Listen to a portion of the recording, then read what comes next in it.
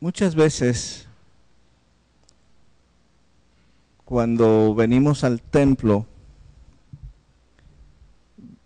venimos sin duda deseando encontrarnos con Dios, encontrarnos con Él a través de una experiencia que llene nuestra vida, que nos fortalezca interiormente.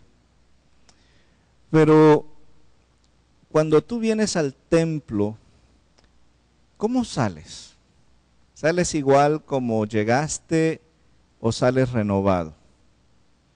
¿Sales con la convicción de que te encontraste con Dios o sales totalmente como llegaste? Creo que algo muy importante cuando venimos a adorar es entender a quién venimos a adorar. ¿Quién es ese Dios a quien nosotros venimos a adorar? Porque nuestro concepto de Dios afecta toda nuestra manera de ser, de actuar, de conducirnos en la adoración. Uno de los mandamientos dice claramente, y ustedes lo pueden identificar, dice, no tendrás que dioses ajenos delante de mí. ¿Qué mandamiento es ese? ¿Se acuerdan? Es el primero. Dice, no tendrás dioses ajenos delante de mí. Y ese mandamiento es explicado después y dice, no te harás imagen ni semejanza de lo que está en el cielo, en la tierra, en las aguas debajo de la tierra. Esto de no tener dioses ajenos delante de nosotros, muchas veces lo interpretamos como adorar objetos diseñados por el hombre. Los profetas hablaban de esto, ¿verdad? Y en la Biblia se habla de Dios, se habla de dioses y se habla de ídolos. Son tres categorías que se mencionan muy comúnmente. Y lo interesante es ver cómo cuando la Biblia describe a Dios, lo describe de una manera tan singular, que es el único, que no hay nada ni nadie que pueda competir con Él. Uno de los salmos que creo yo describe mejor a ese Dios a quien venimos a adorar y que es importante que lo entendamos para que cuando venimos al templo vengamos con una actitud de claro entendimiento de ante quién estamos al venir al templo. Por favor, acompáñenme al Salmo 24. Y marquen este salmo, y solo quiero hablar un poquito del libro de Salmos en general. El libro de Salmos es una compilación de cantos y de poemas. A través de estos cantos y poemas se describe la fe de Israel en diferentes momentos de la vida. Hay momentos de gozo, hay momentos de adoración yendo al templo, hay momentos cuando el que adora está abatido, está triste, hay momentos de calamidad nacional y ellos oran a Dios. Entonces, los salmos cubren una diversidad de experiencias humanas. Pero algo característico es que en cada segmento del libro de Salmos, el tema de la adoración es el tema que une todo el libro. Si ustedes no han observado, pero el libro de Salmos está formado por 5 colecciones. No sé si ustedes pueden observar eso en sus Biblias. Si no, si toman nota pueden anotarlo. La primera colección abarca los Salmos 1 al 41. Ahora bien, vean ustedes en el capítulo 41, cómo concluye el capítulo 41, el verso 13. ¿Lo leemos juntos? 41:13. Dice, bendito sea Jehová, el Dios de Israel, por los siglos de los siglos. Amén. ¿Cómo termina? con adoración. La siguiente colección de salmos abarca del Salmo 42 hasta el Salmo 72. Y si ustedes están allí siguiéndome y vamos al Salmo 72,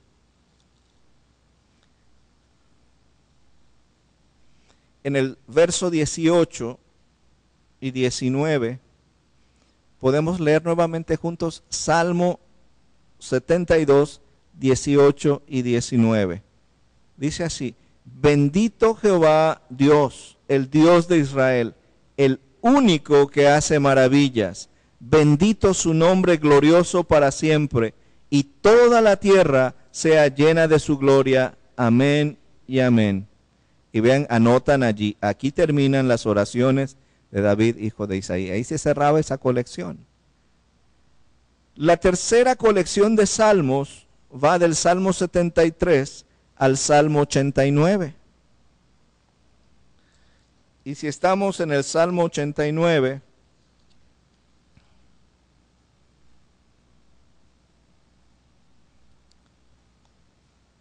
en el verso 52, ¿cómo termina este salmo? Salmo 89, 52.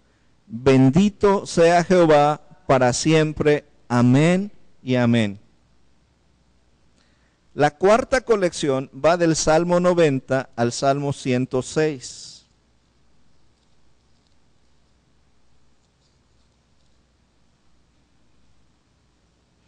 Y en el Salmo 106, el verso 48, concluye así, dice: bendito Jehová, Dios de Israel, desde la eternidad y hasta la eternidad, y todo el pueblo, y diga todo el pueblo, amén, aleluya. Y la quinta colección termina en el Salmo 150, que si ustedes observan, todo el Salmo es una expresión de adoración. Alabad a Dios en su santuario. Alabadle en la magnificencia de su firmamento. Alabadle por sus proezas. Alabadle conforme a la muchedumbre de su grandeza. Alabadle a son de bocina. Alabadle con salterio y arpa. Alabadle con pandero y danza. Alabadle con cuerdas y flautas. Alabadle con címbalos resonantes. Alabadle con címbalos de júbilo. Todo lo que respira, alabe a Jehová. Aleluya. Así que el libro de Salmos concluye con un salmo que se dedica totalmente a la adoración. Así que, ¿cuál es el tema que une el libro de Salmos? La adoración. Por eso es importante, cuando usamos el libro de Salmos, que comprendamos ese contexto de adoración. Normalmente, en el llamado a la adoración, usamos el libro de Salmos. ¿Por qué?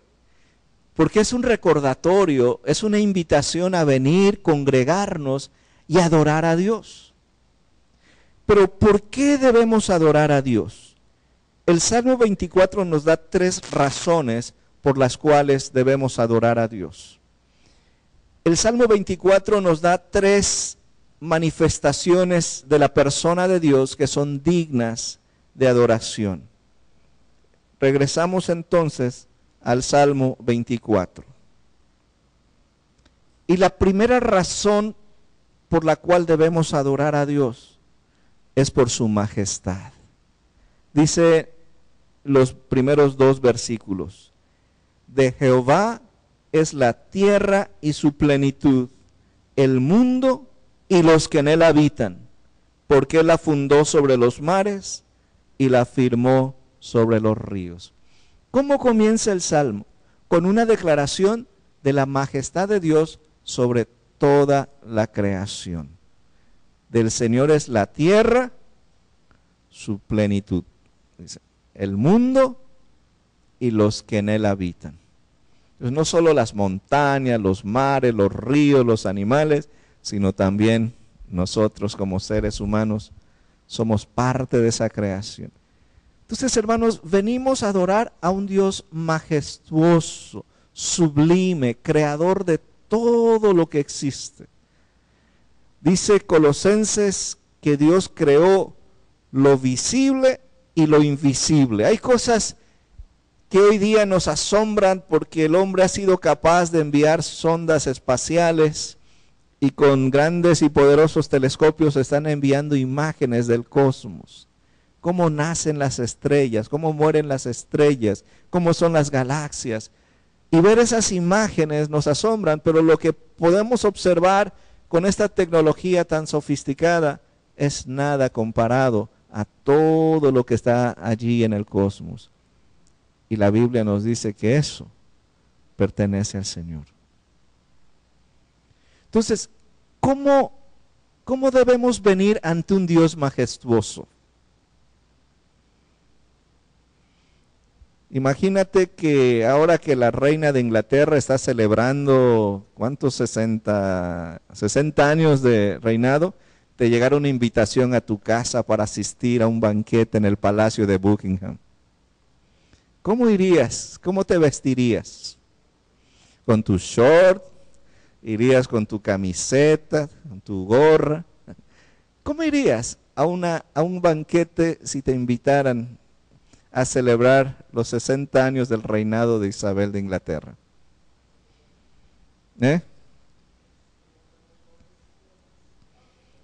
Irías lo más presentable posible. ¿Por qué? Porque alguien, ¿verdad?, con una posición elevada, alguien a quien se le reconoce respeto. Y nosotros decimos, Dios conoce el corazón, no importa cómo vaya. Pero ¿ante quién estamos viniendo? ¿A quién venimos a adorar? ¿Será que nada más importa el corazón? ¿Cómo te presentarías tú realmente ante un Dios majestuoso? Las vestiduras de los sacerdotes en el Antiguo Testamento tenían una razón: reflejar la grandeza de Dios. Entonces, cuando entendemos que venimos a adorar un Dios majestuoso, creo que nos preparamos. Yo no sé ustedes, pero habitualmente entre semana nuestro reloj funciona muy bien. Sabemos a qué horas entramos al trabajo, estamos a tiempo, ¿verdad? Pero el domingo como que todo se descompone. Y llegamos corriendo al templo, ¿sí? Y en esa prisa por llegar a veces venimos agitados. Si entre semana no discutimos con la esposa, el domingo surge algo y venimos discutiendo, ¿verdad? Porque algo sucedió. Y venimos con un ánimo que no es el mejor para estar delante del Señor. Venir a adorar a un Dios majestuoso demanda de nosotros entendimiento de la grandeza de Dios y de la preparación previa que debemos tener para venir a adorar a Dios. La otra vez platicaba con dos pequeñitos que llegaban temprano los domingos, pero venían con sus carritos y se sentaban en las bancas. Bueno, es natural que un niño quiera jugar, pero a veces los adultos vemos a los pequeños hacer y deshacer y no les decimos nada, ¿verdad? Y yo observaba a los papás y pues ahí los niños, ¿verdad?, ya agarraban el himnario, lo abrían, lo doblaban y no pasaba nada. ¿Tú qué harías? ¿Sí? ¿Regañarlo? Me acuerdo que lo invité, siéntate, mira, vamos a platicar, le pregunté cómo le fue en la escuela y le hice unas preguntas muy, muy sencillas. Le dije, oye, déjame preguntarte, ¿tú a qué vas a la escuela? A estudiar, me dice. Muy bien, te felicito. Y si tus papás te llevan al parque, ¿a qué vas? A jugar. Y cuando tus papás te traen al templo, ¿a qué vienes? Y se quedó el niño mirándome y no supo qué decirme. Digo, cuando tus papás te traen al templo, vienes a adorar a Dios. Así que no traigas tus juguetes, déjalos en tu casa para cuando vayas al parque. ¿Sale? Sale. Y por lo que veo, como que lo captó el niño porque no lo he visto con los juguetes. Hermanos, ¿ante quién venimos a adorar? Ante un Dios majestuoso que demanda de nosotros la actitud correcta, la preparación, que nos presentemos ante Él de la mejor manera. Así que lo primero que nos describe el Salmo 24 es un Dios majestuoso. Pero ¿qué otro aspecto del ser de Dios es descrito aquí? No solo venimos a adorar a un Dios majestuoso, sino también venimos a adorar a un Dios santo. Vean ustedes el verso 3. ¿Quién subirá al monte de Jehová? ¿Y quién estará en qué? En su lugar santo. Y responde, el limpio de manos y puro de corazón, el que no ha elevado su alma a cosas vanas, ni jurado con engaño. Él recibirá bendición de Jehová y justicia del Dios de salvación. Tal es la generación de los que le buscan, de los que buscan tu rostro, oh Dios de Jacob. Dios no es solamente un Dios majestuoso, creador de todo, sino también es un Dios santo. ¿Y qué es la santidad de Dios? Cuando tú piensas en la santidad de Dios, ¿qué viene a tu mente? Déjame decirte que uno de los atributos del ser de Dios que más se describen y se exaltan en la Biblia es precisamente su santidad. Muchos pasajes de la Biblia hablan de Dios como santo. De hecho, no se repite en la Biblia que Dios es sabio, misericordioso, como se repite que Él es santo, santo, santo. Y esa triple repetición de la palabra santo lo que quiere decir es que Dios es santo en forma superlativa, que Él es santísimo. Si pensar en la majestad de Dios debe hacernos prepararnos y venir conscientes de la grandeza de Dios, cuando pensamos en la santidad de Dios, eso tiene que ver con nuestro interior. Pudiéramos decir que nos presentamos ante ese Dios majestuoso cuidando, sí, nuestra apariencia, cuidando las formas, cuidando nuestra conducta, pero cuando venimos ante el Dios santo debemos venir cuidando lo que está aquí adentro. Porque ¿qué dice el salmista? ¿Quién qué? ¿Cuál es la pregunta? Obsérvenla. ¿Quién qué subirá al monte de Jehová? Este era uno de los salmos que usaban cuando iban al templo. El monte de Jehová era el monte donde estaba el templo. Cuando el salmista decía, ¿quién subirá al monte de Jehová? Señor, ¿quién estará en tu templo? Dice, el limpio de manos, ¿y qué? Y puro de corazón, el que no ha elevado su alma a cosas vanas ni jurado con un engaño. Quizá esta es una de las razones por las cuales muchas personas podemos venir a adorar a Dios y no pasa nada en nuestras vidas, porque no venimos con un corazón limpio delante de Él. Jesús dijo algo muy interesante y creo que es digno que lo recordemos y meditemos en él. En el Evangelio de Mateo, en el capítulo 5, en el verso 8 dice, bienaventurados los de limpio corazón, porque ellos verán a Dios. Y Jesús no está hablando de ver a Dios el día que estemos en el cielo. Jesús está hablando de ver a Dios en lo cotidiano, de contemplarlo. Y para poder ver a Dios en lo cotidiano, eso demanda un corazón limpio. Bienaventurados los limpios de corazón, porque ellos verán a Dios. Cuando venimos al templo, ¿cómo nos preparamos espiritualmente? Si tú fueras a una entrevista de trabajo, ¿te prepararías? ¿De qué manera lo harías? Pues me imagino que buscarías allí qué preguntas pueden hacerte, ensayarías respuestas, tratarías de ver si no hay preguntas ahí capciosas que hacen los entrevistadores para que no te vayan a tomar de sorpresa en una de esas preguntas. ¿No es cierto? Vas presentable porque cuando vamos a buscar trabajo, ¿verdad? Vamos con nuestras mejores galas. Y ahí está. Pero cuando venimos a adorar ante un Dios santo, ¿cómo venimos interiormente?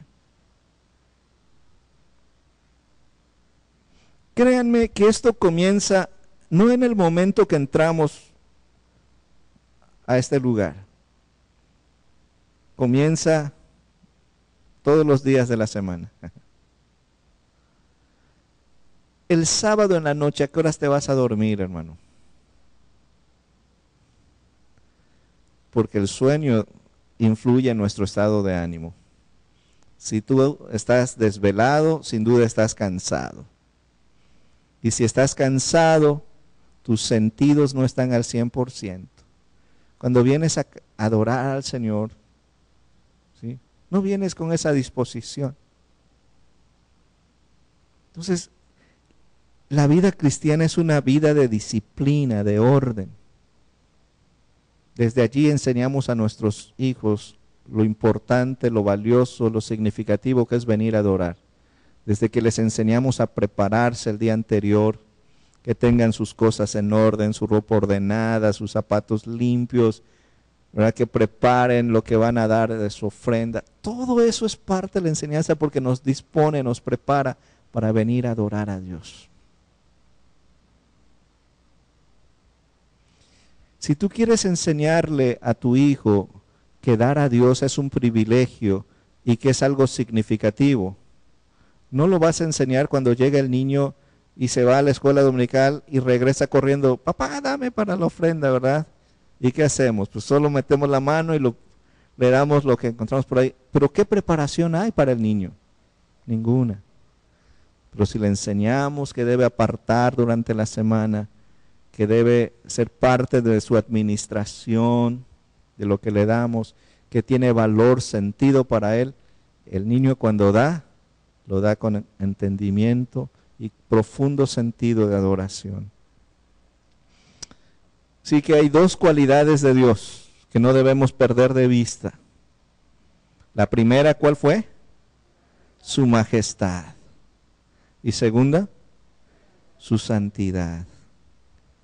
Y lo tercero que describe el salmista, versos 7 al 10. Dice, alzad puertas vuestras cabezas, y alzaos vosotras puertas eternas, y entrará el Rey de Gloria. ¿Quién es este Rey de Gloria? Jehová el fuerte y valiente, Jehová el poderoso en batalla. Alzad puertas vuestras cabezas, y alzaos vosotras puertas eternas, y entrará el Rey de Gloria. ¿Quién es este Rey de Gloria? Jehová de los ejércitos, Él es el Rey de la gloria. Y la imagen que se refleja aquí es de un desfile de un ejército que viene triunfante de una batalla. Las ciudades en la antigüedad tenían murallas y puertas para evitar que los enemigos entraran y las tomaran. Pero cuando el ejército iba a una batalla y venía triunfante, los atalayas tocaban las trompetas para que se abrieran las puertas de la ciudad y entrara, ¿verdad?, el desfile triunfante. Y sin duda el rey iba al frente, mostrando los tesoros que traían de la batalla. Y el salmista usa ese lenguaje para describir a Dios como un Dios poderoso, un Dios que triunfa, un Dios que conquista a sus adversarios, a sus enemigos. Y porque es un Dios poderoso y triunfante, es digno de adoración. ¿Qué hacía el pueblo cuando su ejército regresaba triunfante de una guerra? salían a celebrarlo, salían a recibirlos.